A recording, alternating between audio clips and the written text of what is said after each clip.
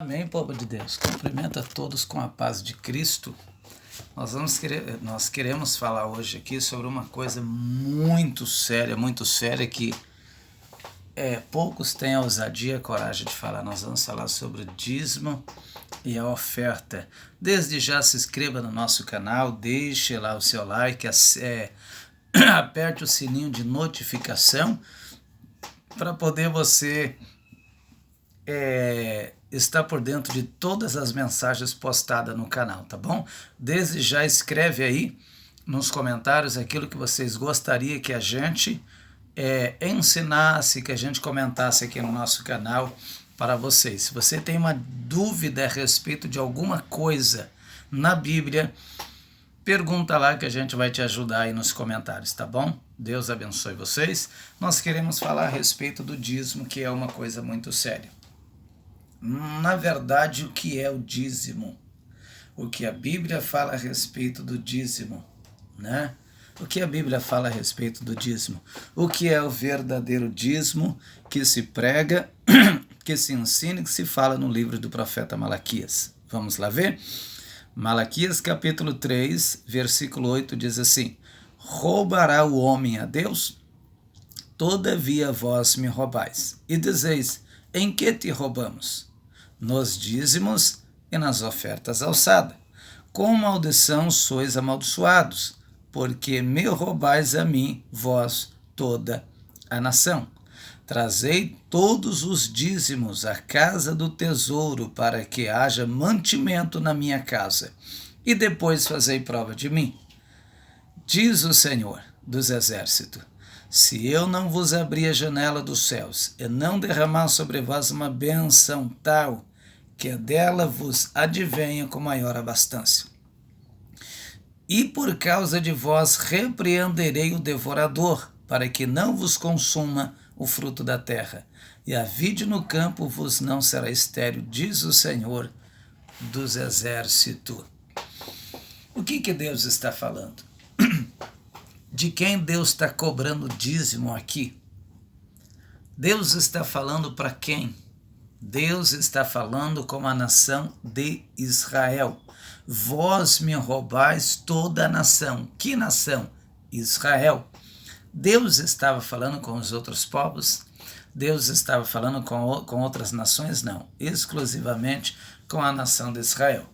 Né? Ele está pedindo que o povo venha trazer todos os dízimos. O que é todos os dízimos?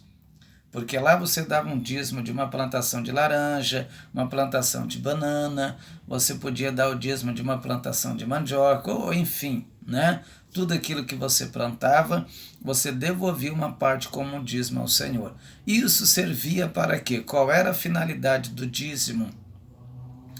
Para o sustento do sacerdote e dos necessitados. Dos necessitados. Era para isso que serviu o dízimo. Porque o que está escrito em Malaquias? Trazei todos os dízimos à casa do tesouro, para que haja mantimento na minha casa. Esse mantimento era o quê? Era para necessidade, ajudar as necessidades dos irmãos pobres, irmãos necessitados, sacerdote, aqueles que estavam vivendo uma situação complicada, que é o que Paulo faz, que a igreja primitiva faz. Lembra lá? A Bíblia diz que havia uma necessidade na igreja, entre os irmãos da igreja. E o que Pedro faz? Pedro reúne a igreja, comunica a necessidade, os irmãos começam a trazer, né? Os irmãos começam a trazer. Um traz uma oferta, outro traz outra oferta, o outro vende uma herdade e dá aos pés de Pedro, e eles começam a trazer aos pés de Pedro, até que chega a situação de Ananias e Safira. Ananias e Safira vendem uma herdade, vamos dizer, por 10 mil, só que concorda entre os dois de trazer 5. E Pedro disse: por que você deixou o diabo encher o teu coração? Por que você mentiu? O dinheiro era seu. O dinheiro era seu. Você poderia dar quanto você quisesse. Não era necessário você esconder. Não era necessário fazer isso. E Ananias foi morto pelo próprio Deus, porque queria implantar mentira dentro da igreja, né? E a Bíblia diz que não havia entre eles necessitado algum. Necessitado algum. Por quê?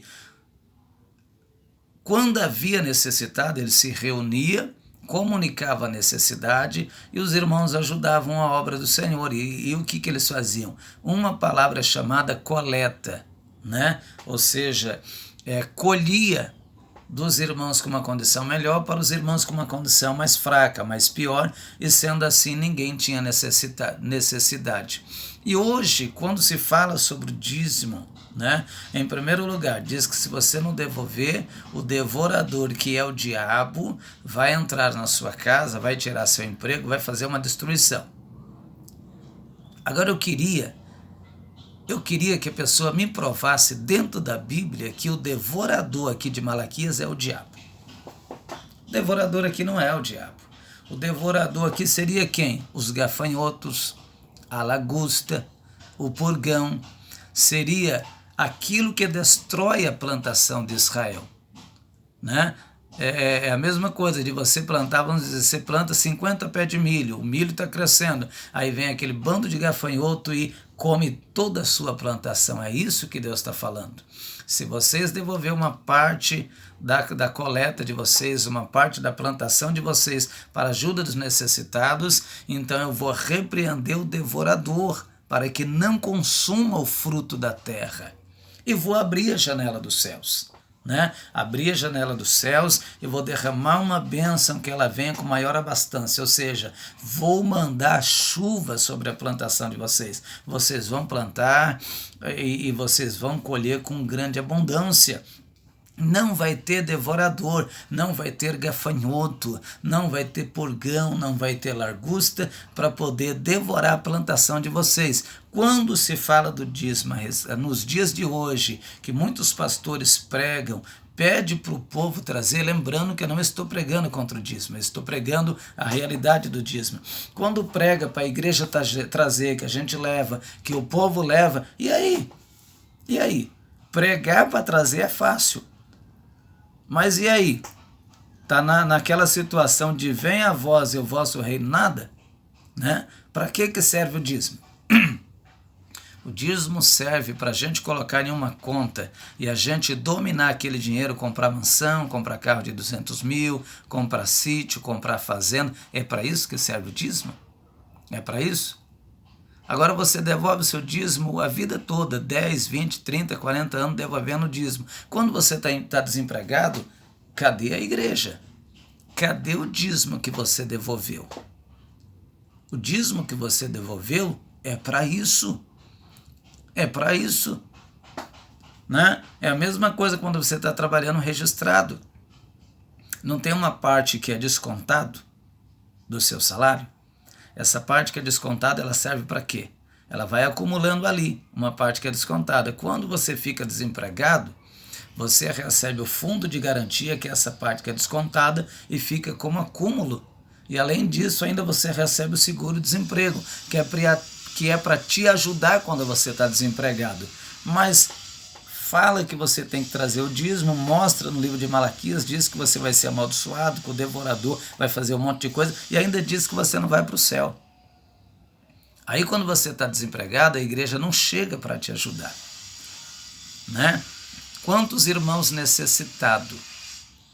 O dízimo e a oferta é para isso. Essa é a hora de chegar com o dízimo. Essa é a hora da direção da igreja, da diretoria, falar, opa, vamos ajudar os irmãos necessitados. Vamos ajudar o irmão que está desempregado, a irmã precisa de uma cesta, mas não é aquela cesta mendiga que fazem, não. Aquela cestinha de 2 quilinhos de arroz, 1 quilinho de feijão, 2 fubá. Pelo amor de Deus, irmãos, a igreja é rica.